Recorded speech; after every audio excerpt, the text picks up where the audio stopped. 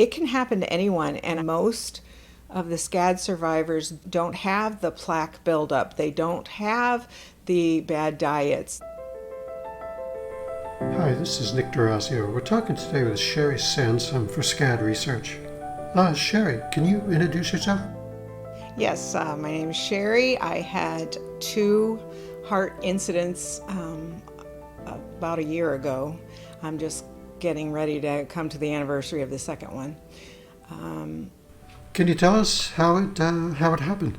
Yes, in both of my heart incidents, I had exactly the same symptoms. I was not doing anything stressful at all, and the first one, I was sitting talking to my husband. We were having a cup of coffee, and all of a sudden, I felt my arms go numb and a pressure on my chest. And so I stood up. Both arms were completely numb, and I went in, took my blood pressure. It was 180 over something, and I just said to my husband, I need to go to the ER.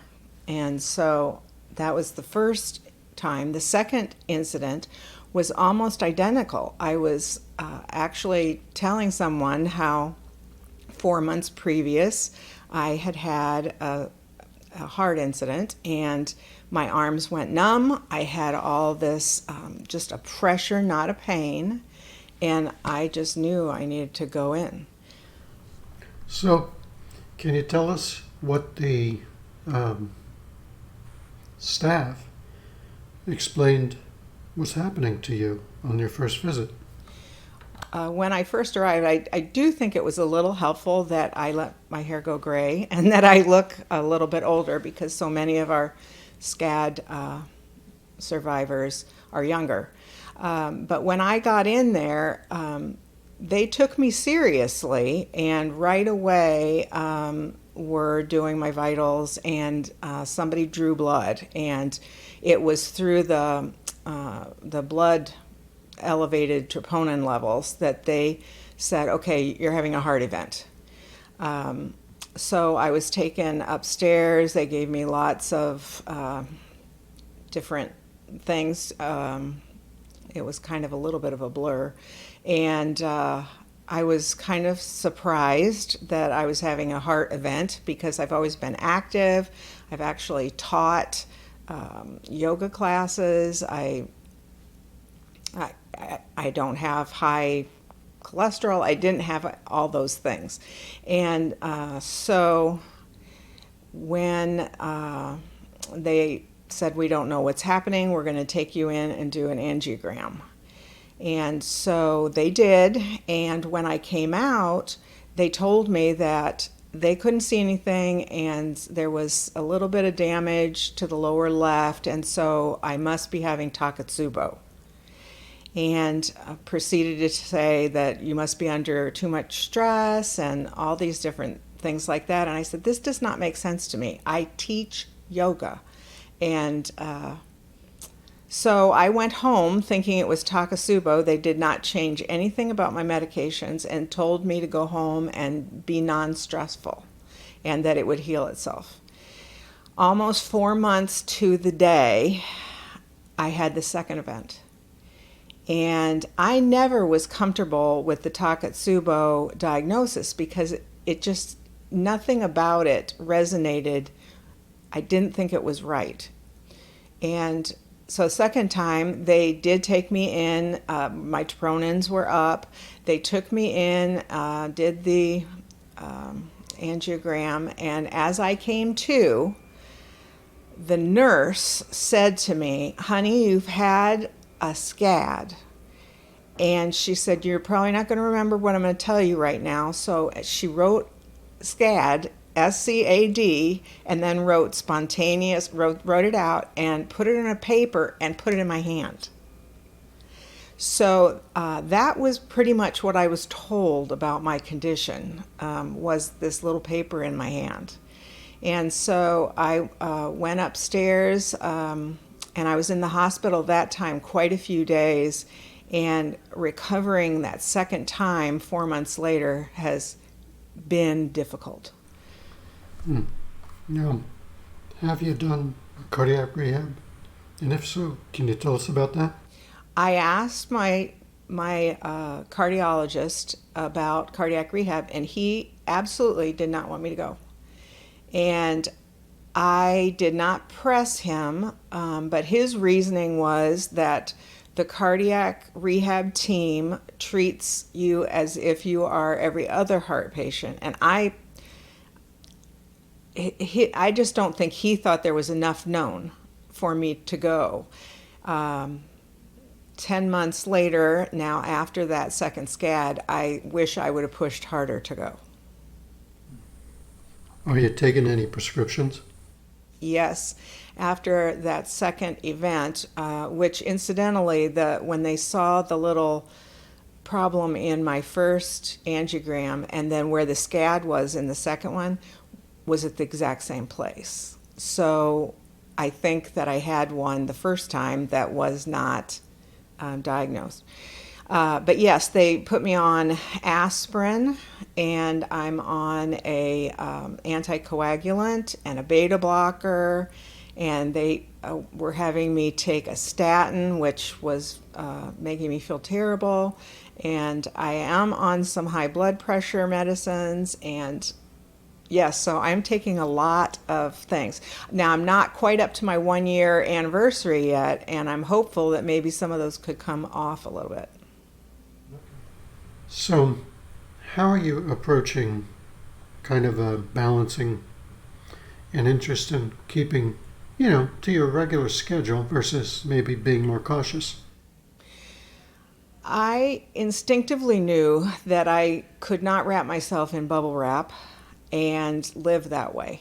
So I have instead embraced life however that was in that particular week. I had a lot of anxiety after the second one, and I, in essence, felt like I was sent home and told, you have a ticking bomb. It is inside of you. It might go off. It might not go off. Go live your life. We might see you again. We might not. Goodbye. And so it was very, very hard. And I began researching like crazy. And that's how I found this group. It's how I found out almost everything about SCAD.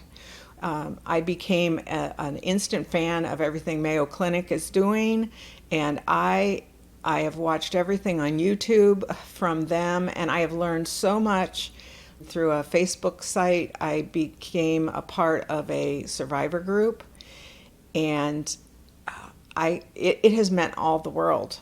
And I am all about letting people know about SCAD, because the only way this is going to get better for new people having it is if we spread the awareness and we raise funds for research, and this is what's going to make a difference. I don't want anybody to be in their hospital bed knowing as little as I knew a year ago. What would you say to somebody that goes through the same kind of experience? What would your advice be? I write to almost every one of the new SCAD, my new SCAD sisters, who I find out about. I always write them a note, because I want to say there is life. I want to say that there is a lot of new information coming.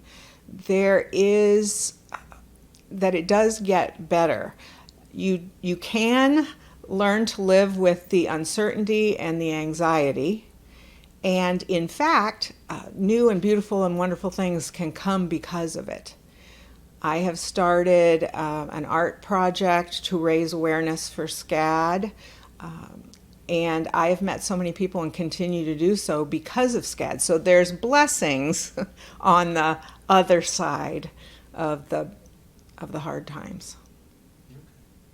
And what would you say to someone who just thought it can't happen to them?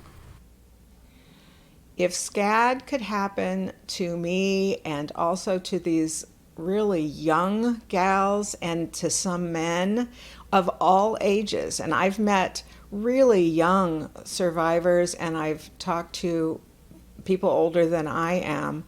It can happen to anyone, and I think that the hardest part about it is most of the SCAD survivors don't have the plaque buildup. They don't have the bad diets. They don't, and so therefore, it's almost like it's something that isn't possible. Because if you do everything right, it shouldn't happen. Was there anything I forgot to ask? Anything you'd wanted to tell people? For me, the anxiety was the hardest thing to deal with during my recovery. And what helped me is art. I have always been a journaler and liked to write, but after my SCAD, I found I couldn't even write a sentence. I could not journal. I could not write.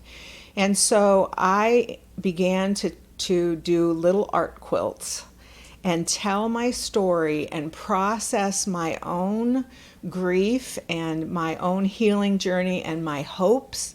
I transferred that into little quilts. And when I started doing these little art pieces, maybe about 10 inches by 10 inches, I was doing them for myself. And after I had made a few, I started realizing that this was a way to talk about SCAD and talk about my journey in a way that other people were very receptive and asked a lot of questions just from looking at the art quilts. So I don't know where that's going to go in the future, but I am taking my quilts out and spreading the word about SCAD awareness.